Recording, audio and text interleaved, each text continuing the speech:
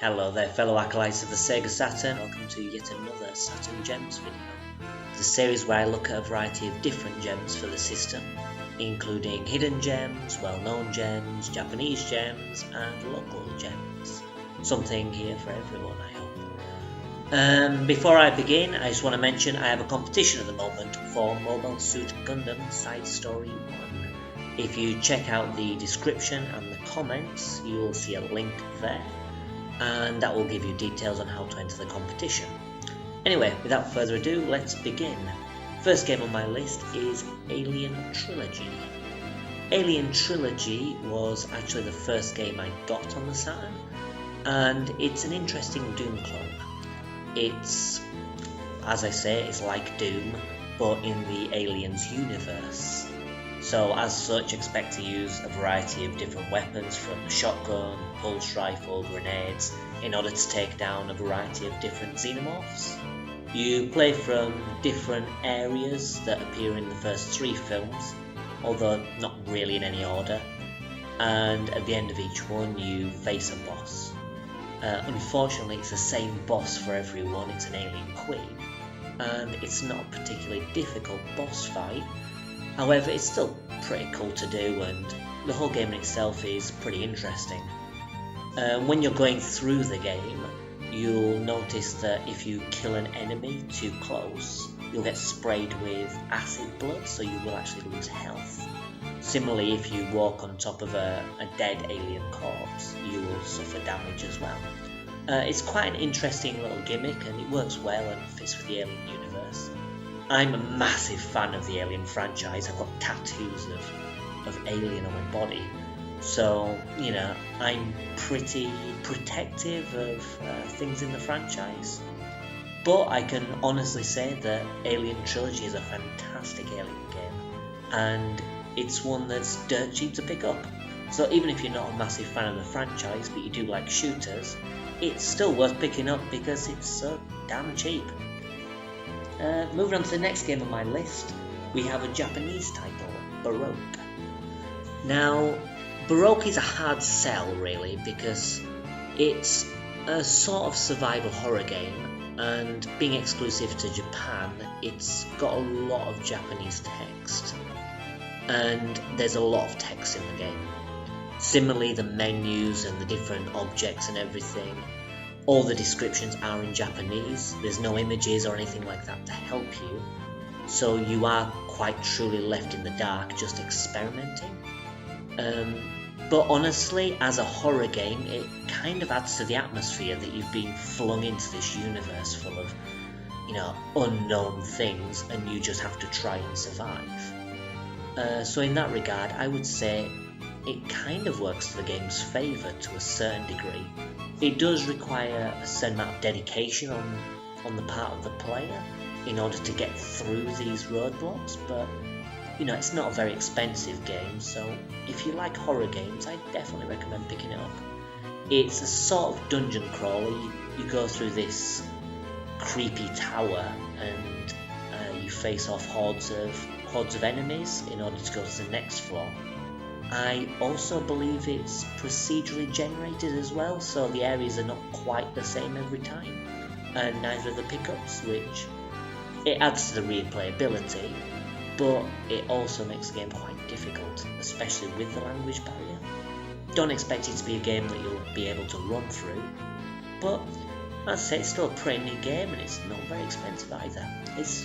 To be honest, I would say it's not very well known, to be honest. I kind of stumbled across it and decided to go for it, because I really like the creature designs, and I'm not disappointed. The next game on my list should need no introduction to anyone that grew up in the 90s, and that's Earthworm Jim 2, the sequel to, well, the popular Earthworm Jim on the Mega Drive. Now, Earthworm Jim 2 was also available on the Mega Drive, but I believe that's quite costly on the Mega Drive. Similarly as well, on the Saturn, it's probably a similar price, but you do have the benefit of better frame rate, better audio, better graphics, and, let's face it, a better controller. So if you're a fan of platformers or you like the series, I would definitely recommend the Saturn version more than the Mega Drive version, to be honest. The game itself is a sort of pseudo-platformer.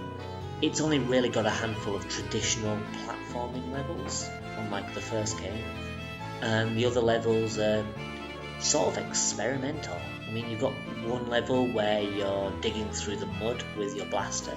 You have another level where you go through this maze of, I don't know, intestines maybe? I don't know. But you're a blind cave salamander and you have to float through this maze. There's another level where you inflate your head and you've got to inflate your way through a vertical level.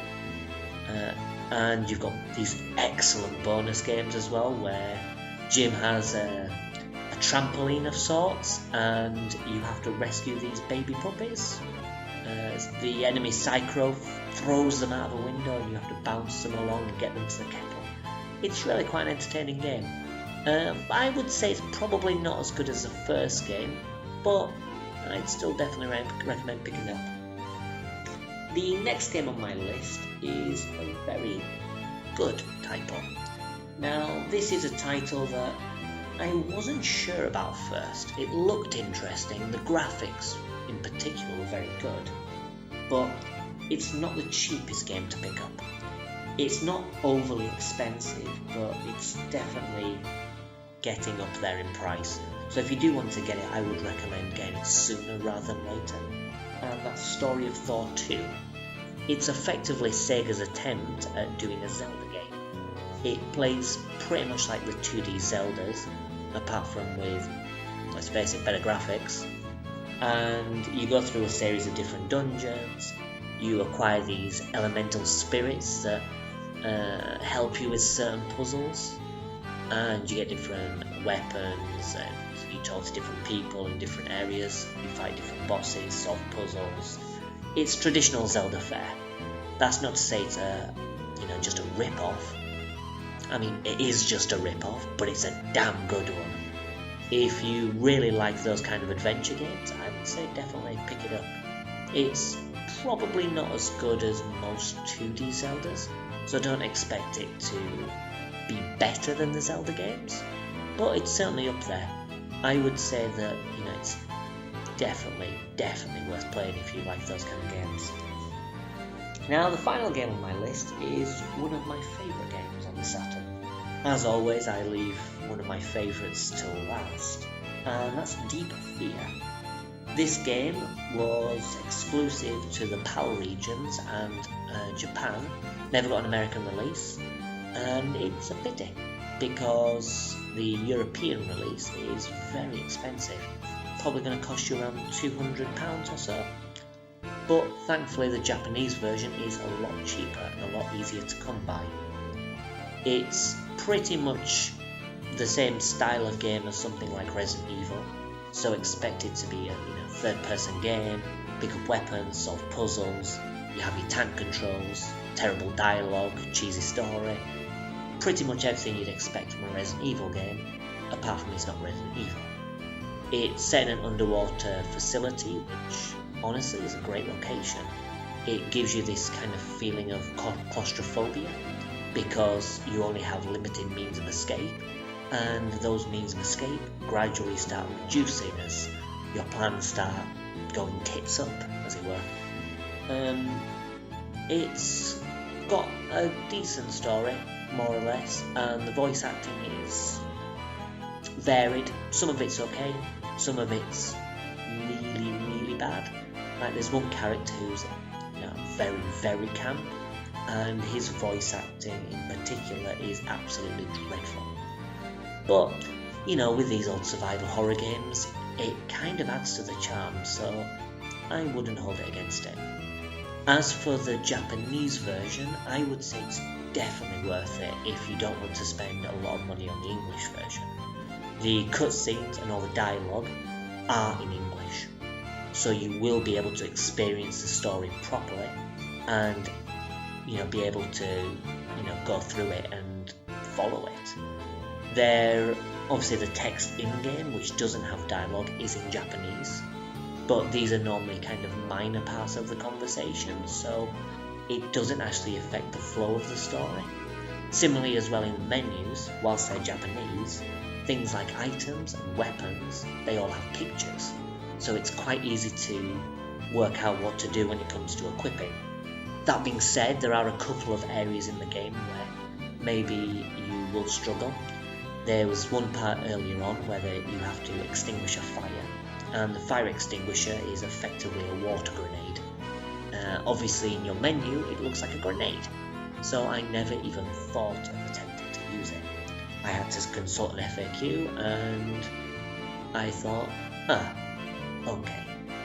There's also a puzzle later on which involves mixing chemicals, which, again, without knowledge of Japanese, you're going to struggle with.